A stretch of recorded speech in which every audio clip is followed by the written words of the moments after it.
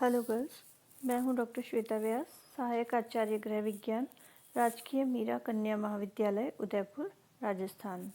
और हम पढ़ रहे थे community health and family welfare. और उसी कड़ी में हमने 3 यूनिट पूरे कर लिए थे। आपने इससे पहले कम्युनिटी क्या होता है, कम्युनिटी के प्रोग्राम्स क्या होता है, हेल्थ प्रोग्राम्स क्या हैं, कैसे सिखाया जाता है, ये सब सीख चुके हैं। क्या डिजीज़ेज़ होती हैं, क्या इम्यूनाइजेशन शेड्यूल होता है, ये भी अब आपको पता चल गया है। अब हम फोर्थ यूनिट में एंटर कर रहे हैं। फोर्थ यूनिट में हम वुमेन हेल्थ के ऊपर चल रहे हैं, जिसमें सबसे पहले जो हम टॉपिक ले रहे हैं वो है मानव प्रजनन तंत्र या ह्यूमन रिप्रोडक्टिव सिस्टम। और इसमें आज हम पढ़ने वाले हैं फीमेल रिप्रोडक्टिव सिस्टम, क्योंकि मेन जो प्रेगनेंसी के बारे में हम पढ़ते हैं और जो कि वुमेन हेल्थ का सबसे इम्पॉर्टेंट आस्पेक्ट भी है, तो इसको हम इसके अंदर एक बार इंट्रोडक्शन के लिए इसको हम पढ़ेंगे, जिससे कि आपको आगे की चीज़ें समझ में आ जाएं। यूँ तो आपने 10th क्लास में पढ़ रखा है काफ़ी इसके बारे में, लेकिन फिर भी हम आगे इसको रिवाइज करते हैं। तो रिप्रोडक्शन या प्रजनन क्या है कि जिस प्रक्रम द्वारा जीव अपनी संख्या में वृद्धि करते हैं उसे हम प्रजनन कहते हैं।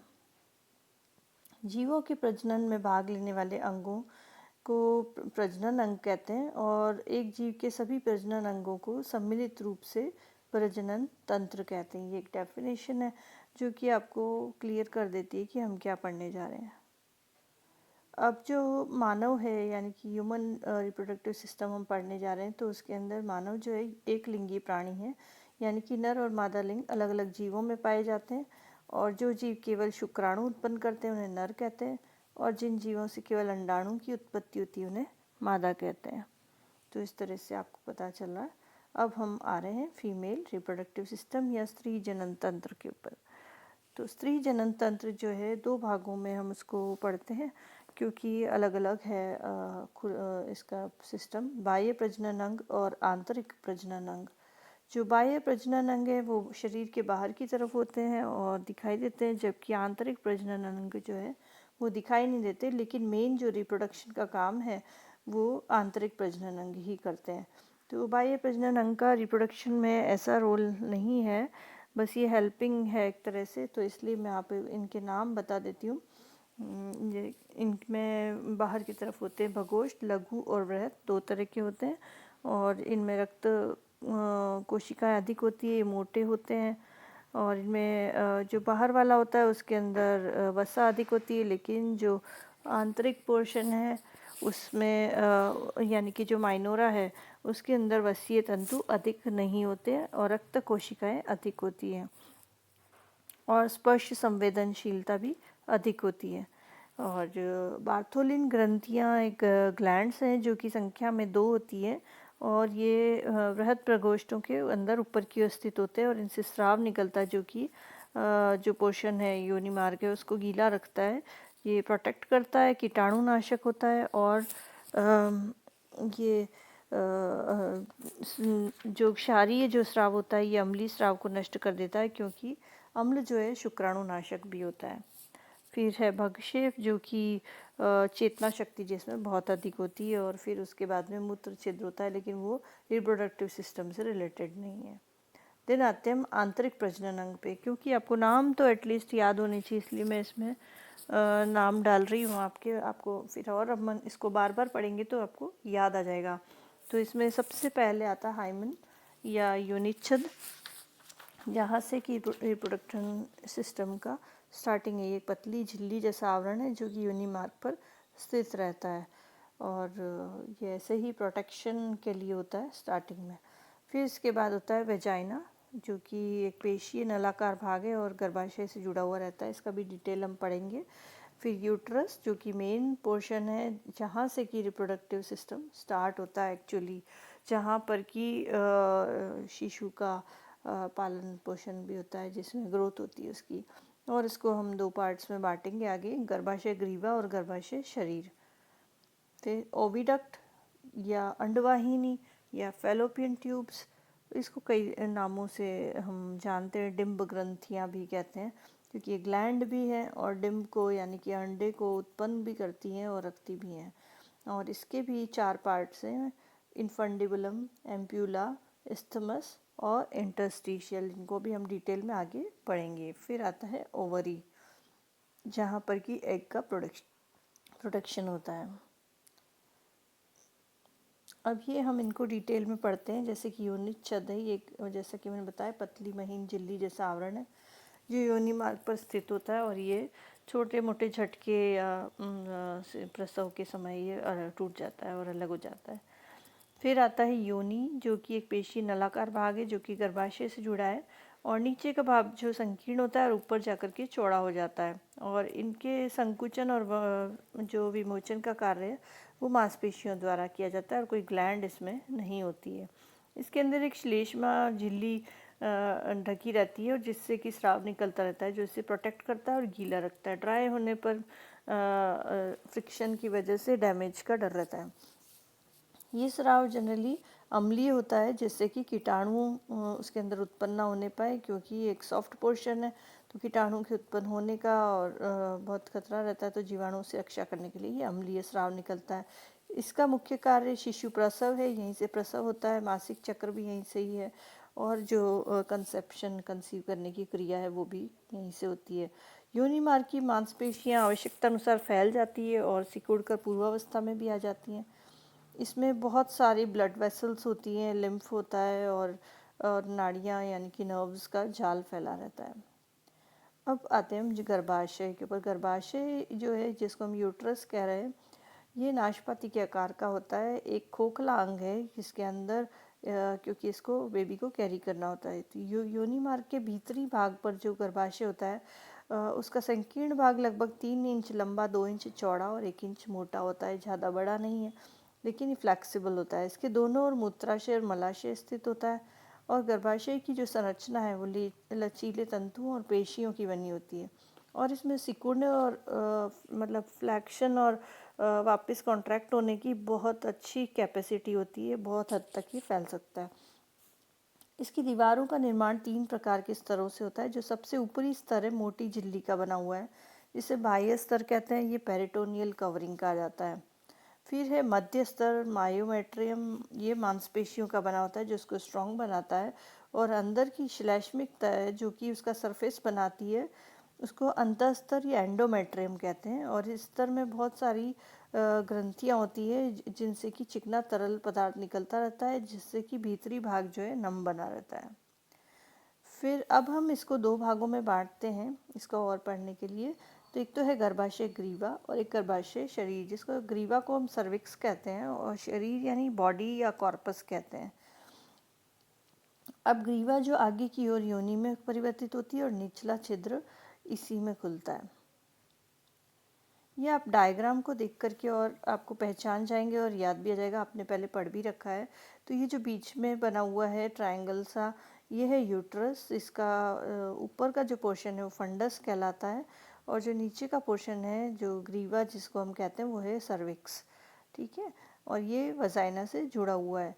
अब आप देख सकते हैं जो इसका इनर पोर्शन है एंडोमेट्रियम है, जिससे कि ये सब श्लेष्मा वगैरह निकलती। जो में बीच का जो मांसल पोर्शन है वो मायोमेट्रियम है, और ये जो मायोमेट्रियम है ये जुड़ा हुआ है ओवरी से। किसके द्वारा जुड़ा हुआ है? ओवेरियन लिगामेंट के द्वारा जुड़ा हुआ है। और ये जो ऊपर की तरफ आपको गुच्छे जैसा दिखाई दे रहा है, ये फेम्ब्री है, जो कि आपकी फेलोपियन ट्यूब का आगे वाला हिस्सा है। जो आगे आप पढ़ेंगे कि जो ओवरी से जो एग निकलता है वो फेम्ब्री के थ्रू कैरी होकर के और फेलोपियन ट्यूब के अंदर से पास होता हुआ यूट्रस में जाता है। तो इस तरह से डायग्राम से आपको क्लियर हो गया होगा। फिर हम इसको और डिटेल पढ़ते हैं। गर्भाशय का प्रमुख कार्य निषेचित अंडाणुओं को भ्रूण परिवर्धन हेतु उचित स्थान प्रदान करना है, और गर्भाशय ग्रीवा को हम इसके बारे में पढ़ ही चुके हैं, फिर भी आप इसको और भी डिटेल में पढ़ने के लिए इसको फिर से पढ़ सकते हैं। जैसे कि गर्भाशय ग्रीवा जो है वो सर्विक्स कहलाती है, जो संकीर्ण होती है। फिर बीच का जो पोर्शन है जिसको बॉडी कहा जाता है या कॉर्पस कहा जाता है। सबसे ऊपर का जो शिखा का पार्ट है जहाँ बंद होता है वहाँ फंडस कहलाता है।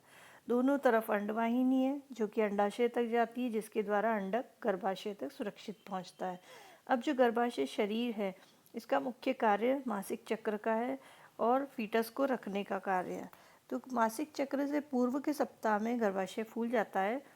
इसमें काफ़ी ब्लड सर्कुलेशन भी बढ़ जाता है, मस्कुलर हो जाता है, आकार में दोगुना हो जाता है, क्योंकि ये बेबी के लिए अपने आप को तैयार करता है। ये मासिक चक्र के समाप्त होने पर ये कम हो जाता है और गर्भाशय में प्रत्येक माह एक अंडक परिपक्व होकर अंडाशय में पहुंचता है और अंडाशय के एक सिरे पर एक बार अंडक बाहर निकलता है और नलिका की भीतरी गति द्वारा गर्भाशय में पहुंचा दिया जाता है। इस अंडक का शुक्राणु के साथ मेल होने पर गर्भ हो जाता है और इस भ्रूण की स्थापना के लिए गर्भाशय स्थान बनाता है और उसका पोषण भी करता है। जब समय पूर्ण हो जाता है गर्भावस्था का, यानी कि शिशु परिपक्व हो जाता है, तब गर्भाशय की मांसपेशियों का संकुचन और विस्तारण प्रक्रिया के द्वारा शिशु जन्म में सहायता भी देता है। तो आप देखते हैं कि ये काफ़ी इम्पॉर्टेंट है। अब ये जो इसके अंदर जो होती हैं छोटी छोटी मांसपेशीय नलिकाएं होती है, जो गर्भाशय के ऊपर के भाग के दोनों सिरों पर पाई जाती है। अंडवाहिनी जो है ये गर्भाशय को अंडाशय से संयुक्त करने वाली दो नलिकाएं हैं और ये जो है इसका एक सिरा गर्भाशय से और दूसरा अंडाशय को जोड़ता है। प्रत्येक की लंबाई 4 से 5 इंच होती है। अंडवाहिनी को हमने पहले भी पढ़ा था कि 4 भागों में विभक्त किया जा सकता है। जैसे कि पहला जो है वायु कोशिका या इन्फंडिबुलम है। आप इस डायग्राम में देख सकते हैं इन्फंडिबुलम, जो ये काफ़ी इम्पॉर्टेंट पोर्शन है, जो चौड़ा पोर्शन है और जो कि ओवेरी से जुड़ा हुआ है। ये जो गोल पोर्शन है ये ओवेरी है और इससे जुड़ा हुआ है।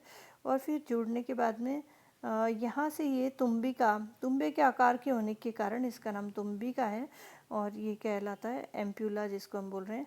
फिर है इस्थमस यानी संयोजक, जो जोड़ने का काम करता है किससे, यूट्रस से। और फिर आता है अंतराली यानी कि इंटरस्टिशियल, ये थोड़ा सा पोर्शन जो है छोटा सा, वो इंटरस्टिशियल कहलाता है। अब अंडाशय की तरफ आते हैं। ये भी एक काफ़ी इम्पॉर्टेंट ऑर्गन है।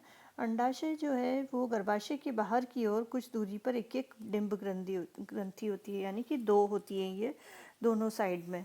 प्रत्येक अंडाशय की लंबाई 1 इंच, चौड़ाई 3/4 इंच और मोटाई 3-4 इंच होती है।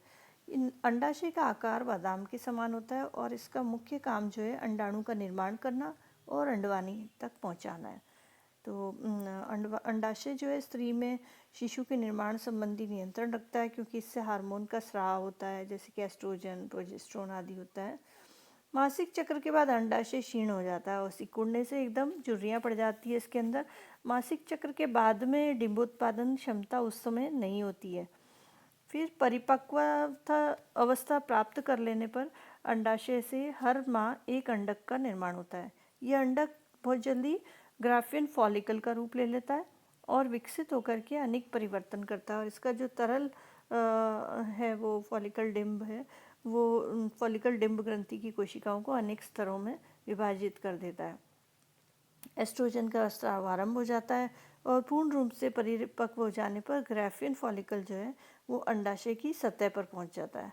अंडाशय के भीतर तरल पदार्थ की मात्रा बढ़ जाती है और यह विस्तारित होकर के और अंडाशय की सतह से एक उभार या सिस्ट बनाता है। जैसे कि आप ये डायग्राम में देख सकते हैं कि डायग्राम में ये जो ओवरी में से एग जो उत्पन्न हुआ, ये कॉर्टेक्स की तरफ ये जा रहा है, ये बड़ा होता जा रहा है और फिर ये लास्ट में जहाँ पर फिम्बरी है, यानी कि आपको जो छोटे छोटे बालों जैसी संरचना दिख रही है, इसके पास आने पर ये इसकी जो वॉल है उसको फोड़ करके और इन्फंडिबुलम की तरफ चला जाता है और फिर यहाँ से ये यूट्रस की ओर चलने लगता है। ये जैसा कि मैं आपको अगली स्लाइड में दिखा रही हूँ कि ये दबाव के बढ़ने पर ये फट जाता है, बाहर निष्कासित हो जाता है, अंडवाहिनी में प्रवेश करता है और ये लगभग 14वें दिन होता है। तो मासिक चक्र के मध्य में से ये निकलता है और इस प्रक्रिया को डिंब क्षरण कहते हैं या ओव्यूलेशन कहते हैं। अगर ये इसी समय में शुक्राणु आ जाता है बॉडी में और वो उस निषेचन हो जाता है, दोनों का मेल हो जाता है, तो तब तो वो फीटस के रूप में डेवलप होता है। और अगर नहीं हो पाता है, फर्टिलाइजेशन नहीं होता है, तो अगले मासिक चक्र के पहले ये शोषित हो जाता है, एब्जॉर्ब हो जाता है और इसको रजस्राव में निकल जाता है। अंडाशय के 3 कार्य होते हैं। पहला है डिंब का निर्माण, जो कि हम देख रहे हैं, दूसरा एस्ट्रोजन का निर्माण और तीसरा प्रोजेस्टेरोन का निर्माण। अब इसका प्रभाव क्या पड़ता है गर्भाशय के ऊपर, हार्मोन किस तरह से काम करते हैं। देखिए, इसमें 3 हार्मोन है। गोनेडोट्रोपिक हार्मोन जो कि पिट्यूटरी ग्लैंड से निकलने वाला हार्मोन है और ये रक्त के माध्यम से अंडाशय में पहुंचता है और हार्मोन निर्माण को नियंत्रित करता है और इसीलिए ये जनन ग्रंथि प्रेरक हार्मोन भी कहलाता है। ये यूटिलाइजिंग हार्मोन, ल्यूटिनाइजिंग हार्मोन या ल्यूटियोट्रोपिक हार्मोन दोनों की सहायता उसको चाहिए होती है जिससे कि ये फॉलिकल को परिवर्तन के लिए प्रेरित करता है। फिर है एस्ट्रोजन। एस्ट्रोजन जो है डिम्ब ग्रंथि में एस्ट्रोजन निर्माण का हार्मोन का जो निर्माण है वो तो बाल्यकाल से ही होने लगता है और ये निर्माण कार्य फॉलिकल में होता है, इसलिए इसको फॉलिकल हार्मोन कहा जाता है। इसके प्रभाव से जो स्त्री जननांग है वो विकसित होते हैं और प्यूबर्टी यानी कि यौवन आरंभ भी कहते हैं जिसको, कि जिस समय में रजस्राव शुरू होने वाला है, जो मासिक स्राव शुरू होने का समय होता है, उस समय में ये गौण लैंगिक लक्षण प्रकट होते हैं इसके कारण से। अब प्रोजेस्टेरोन जो है इसका निर्माण कॉर्पस ल्यूटियम में होता है और अंतर्गर्भाशय कला या एंडोमेट्रियम इसके कारण से मोटी और मखमली हो जाती है और निषेचित डिंब को ग्रहण करती है। इसी के कारण से मासिक चक्र रुक जाता है और प्रेगनेंसी की शुरुआत होती है। अब इस मासिक चक्र के कारण गर्भाशय में क्या परिवर्तन होते हैं, तो ये आप देखिए, गर्भाशय की ये वॉल दिखाई जा रही है।